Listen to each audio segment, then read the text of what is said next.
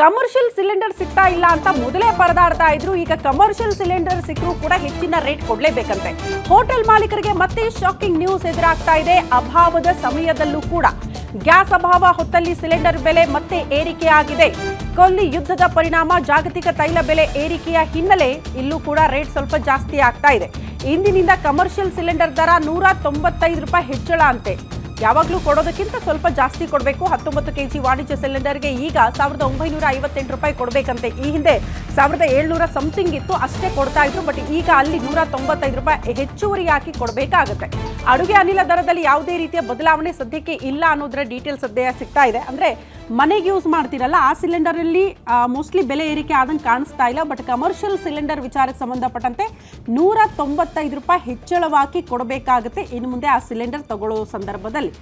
ಮೊದಲೇ ಸಿಲಿಂಡರ್ ಸಿಗ್ತಾ ಇಲ್ಲ ಅಂತ ಪರದಾಟ, ಬ್ಲಾಕಲ್ಲಿ ಮಾರಾಟ ಆಗ್ತಾ ಇದೆ, ಡಬಲ್ ತ್ರಿಬಲ್ ಎಲ್ಲ ದುಡ್ಡು ಇಸ್ಕೊಳ್ತಾ ಇದ್ರು. ಇದರ ಮಧ್ಯದಲ್ಲಿ ನೀವು ನಿಯತ್ತಾಗಿ ಸಿಲಿಂಡರ್ ತಂದು ಕೊಡ್ತೀನಿ ಅಂದರೂ ಕೂಡ ಹೆಚ್ಚುವರಿಯಾಗಿ 195 ರೂಪಾಯಿ ಕೊಡಬೇಕಂತೆ.